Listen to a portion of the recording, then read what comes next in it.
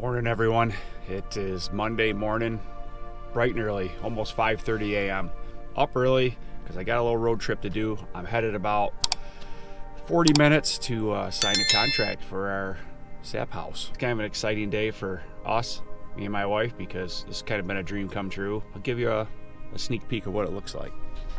There it is. I'm headed for Sharon Springs, New York. Headed out to meet with the Amish, sign a contract, fly back here quick, and get the vacuum pumps turned on because I think we're going to get a big run today. Today's going to be a great day. Here we go. Here we are. Quality Start Construction.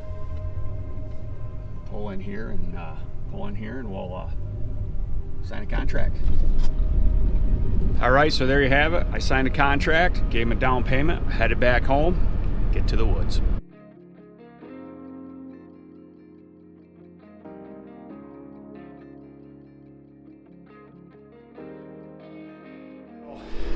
Currently, we're getting our first sap run of the year, and it's actually picking up as the day goes on, but I've been out working hard all day checking for leaks.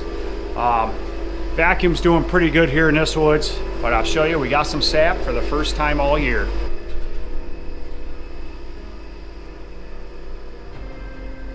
Theoretically, the line closest to me should be running better than the far one because that's the warmer section of the woods. It's kind of like more the sun gets on that woods, but it's not running gangbusters, but it's doing okay for the first warm day. I didn't think it'd even run this good, but it's been about 41, 42 all day long. I found some micro leaks.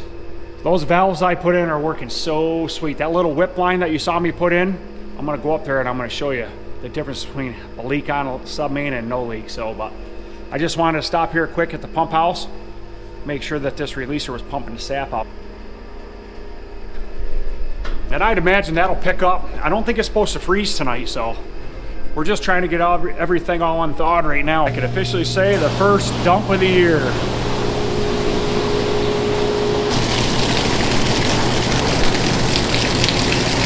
You gotta love that, man.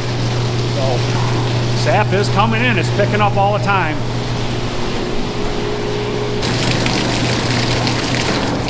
Feels good to see the sap run, man. Let me tell you, man, I've been waiting for this for a long time. Getting close to, it's almost March. You might as well just say it's March. And all that hard work that we put in the off season, when you see that sap come into that releaser, you can't help but feel good. So, snow is deep out there. The ice is like half-inch thick. It is so hard walking through the woods. But had a bunch of trees down. We got a bunch of wind. So I had one spout pulled out from a tree down. I had another one bent off like a 90, so I fixed those. But I've got two submains on that new installation that have leaks on them. So I'm gonna go up right now and see if I can find them. I'm back up here on top, and I'm gonna show you the difference between a submain that has a leak and one that's not leaking by using these whip lines. Remember you saw me put these little whip lines in this summer with the valve? It's real simple. So we're just gonna close this valve right here, and we're gonna wait for the sap to back up. Now that the valve's closed, the sap's gonna back up and that's gonna push into this thing. I can get my phone out and get my light on it so you can see it. So the sap's already backed up way up to there. See the end of it? So see that whip line right there? You can see the sap building up in it. That's no leak. Fills right up with a nice solid column like that. That is sweet. That's a game changer for me, man. That saves so much time. Because if I didn't have that right here, basically I'd have to walk every single one of these lateral lines coming in.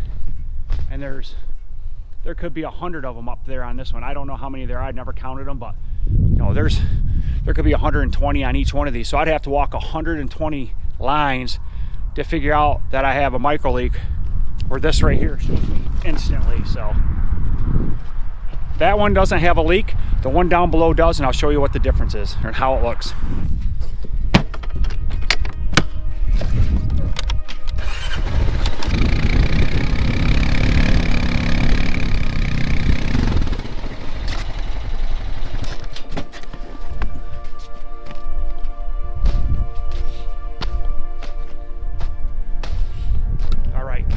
close this valve here. So this one has a leak on it, and I'll show you the difference. So this line's not running as good. It take a little bit longer to fill up. That's a 1-inch pipe, so it's going to take a minute, but that's already filling up. See how that's racing through that line? We have a micro leak on this submain someplace up there, so now I will have to walk every one of these, pulling down on the whip line. See how that's building up a column of sap right there? That one's good to go. If they don't build up a column of sap, like right here, there's a micro leak on that run. So we're gonna go to the top of the hill. There's 2 of them on this new installation side that have leaks like that, but that's a game changer right there. And just open up the valve when you're done, sap goes down the line. So we'll head up to the top, come down this one, and come down, there's another one above that. I saw some squirrel chews when we were tapping trees, very minute, so I wouldn't be surprised if it's a couple squirrel chews, but we'll find it. And I'll show you how we find it. So I'm up at the top, and we're right here at the very first lateral line on the submain. So to find leaks, it's pretty simple. You're just gonna pull down on this like this, and see if it builds a column of sap. See, that's building a column of sap right there. There's no leak. Now this isn't really running great. If it was running a lot better, you'd see that a lot easier. So some of these trees, you know, they're just thawing out, so they're not running great yet, but that's all you do. You walk down the next one, pull this down, good to go. So if I didn't have those whip lines down there at the valve, this is how I'd have to check every single one, and you never get it done in a day. So this is the easy way of doing things. So trees are running, some trees are running pretty decent. I'm surprised. I can't believe it'd run this good. We've had real winter here in central New York. Cold, it's been cold. It hasn't been 40 degrees. I can't tell you the last time it was 40. This one, same thing. No leak. You'll know right away which one's got a leak on it because it won't build, it's just be racing. That one's good. Get that out of the way. Yep. All right, I'm gonna walk back up and grab the wheeler before I get too far down over the mountain here. So we'll walk back up, grab the wheeler, come back down, and keep going down the hill. Found a micro leak. Well, I didn't find the actual micro leak, but I found what lateral line it's on. It's right on this one right here. So you'll see there's 2 ways of checking this. So you can pull this down like this and pinch it off. It's about impossible to do this one-handed. Or you can use a vice grip. So that's what I use. So this is a great way to check for leaks and like really isolate them with these. So I got tubing on the end of these. So let's put these on here like this. Just let it sit on there for a second. We're gonna pull them off and you'll hear air in this lateral line.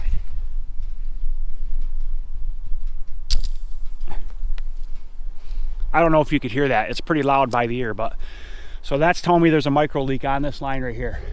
That first tree that's tapped, I don't see a top on top of it. That might be the one right there. So you can't see any sap building up in here. You can kind of just see it coming through here. See right there? This is important. Like, you want to make money and you want to make a lot of syrup, you got to fix every single one of these. And they're not hard to find, it's just tedious. But I'll show you. I'll put my light on my phone again. See how that sap's racing through that?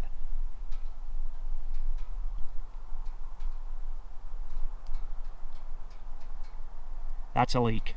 So I'm gonna run my hand along the pipe as I go back through there and see if I feel any chews or anything like that. Gotta grab a couple things, and I'll bring my drill. I'll bring a couple things. I might have to change, pull a spout out and put a new hole in a tree or whatever, but there's a micro leak on this run and we're gonna find it. I think I got everything. Let's see if we can find it here. This snow, I'm telling you, dude, I've never walked through snow like this in years. This stuff's nasty. 1/2 inch of ice on top of 2 feet. Let's see if we can figure this out. If I can get over this main line. There we go. All right. I mean, look at the snow, dude. Right to your knee. It's crazy.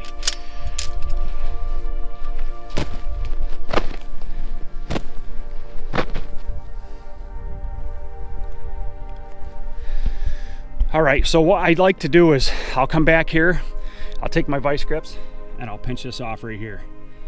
I'll walk back to that whip line and look at it. If it's still racing, this tree's good. And you just keep working your way right down the line. You keep isolating as you go back, then you walk back there, and as soon as you see the sap slow up, that's where your problem is. So you put the camera down for a minute. It's hard to walk with all this stuff, and I'll figure out where it is, and then I'll show you where it is. So I found a leak. It's a dead tree back there. So I got my vice grips pinched off on the drop line. It goes up to that tree. I walk back here to the whip line, and now you can see the difference. See how the sap is just sitting here now?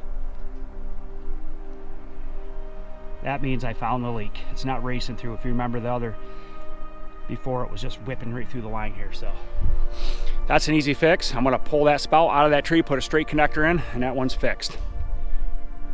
I don't know if you can see it on camera, but it's dead up there. So we ran all these lateral lines in the summer when the maple leaves are on, so we know exactly which ones are maples, because sometimes you get messed up. So probably had some leaves on it and it looked like it was healthy, but now that I see it in the winter, it's bare up there. So this is the problem. So I got it isolated right there, my vice grips. So if I was to pull these vice grips off right now, walk back to that whip line, it'd start racing again. So that tells me it's this spot right here. So we're gonna take that out, put a straight connector in there, and then move on down the hill.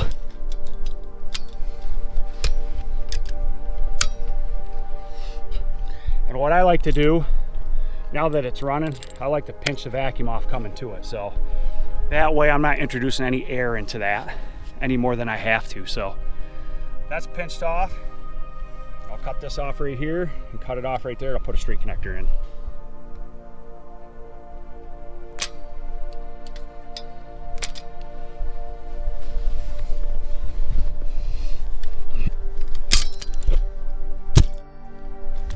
And there we have it, done deal. So I'll take my spout puller and I'll pull that out of the tree.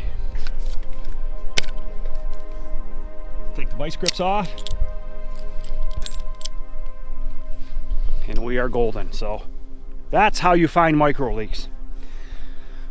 You can do it before the sap's running, but if your lines aren't completely empty, full of sap, it's not going to be real accurate. So this one's fixed. Sorry, old buddy. Not going to be giving us any sap. But we're going to head back to the wheeler. I'm going to work my way right down the rest of this mountain here. I don't have a lot left, maybe 8, 9, and see if we can find more. I'm down here to the bottom, and things look pretty good. I'm going to walk back down to the valve one more time just to double check to make sure that there's no leaks on this submain. So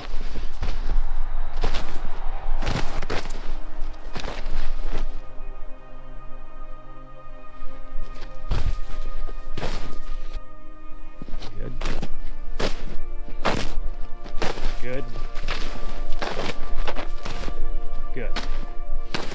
So the sun was out earlier, so I could see them right off the wheeler pretty good, but they're getting hard to see. So let's close this valve one more time. You see this sap starting to back up. This line's not running too bad. That's 1-inch pipe. It's filling up pretty quick. Let's hope it doesn't race in that whip line like it did before. Oh yeah, baby. Look at that. Easy peasy. All right, so open the valve back up. So that's where the leak was on this submain. That micro leak is one bad tree out of I don't know how many hundred are up in there. So that's all it takes. You keep on top of those and you're gonna make a lot of syrup and you're gonna get a ton of sap. So, all right, I got one more submain up above this one.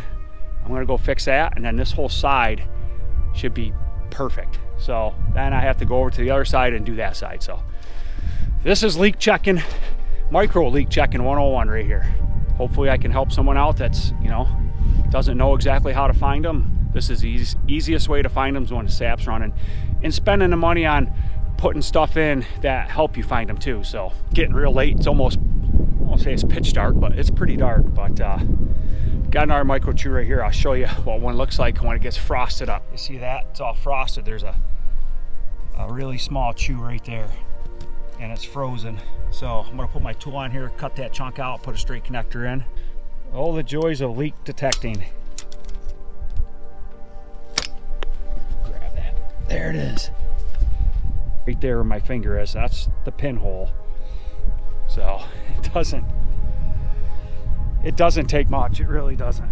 So we'll drop it straight in here quick and moving on.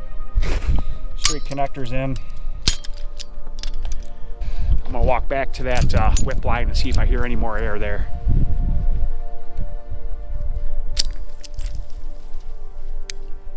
Did you hear that? Did you hear that ice go down the line? That was the problem right there.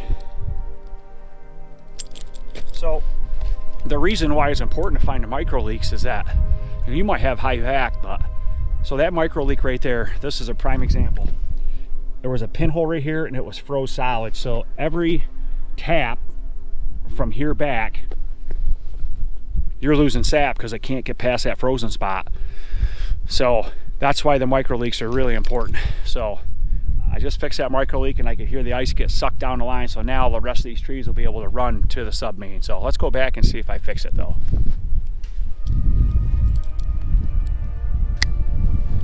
Getting kind of breezy here. Wait for that wind to die down so I can hear it.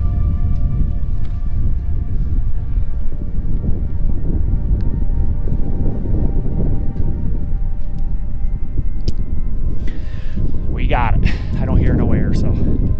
All right, we'll finish out this one and we're gonna get off the hill for today. So sometimes it's easier to find them in the dark. Once things start freezing up, it forms a frost ball wherever the micro leak is. So I got the new installation side, that's 100% down there. This is our micro leak here, and I'll have to come back in here in the morning and finish on down the hill.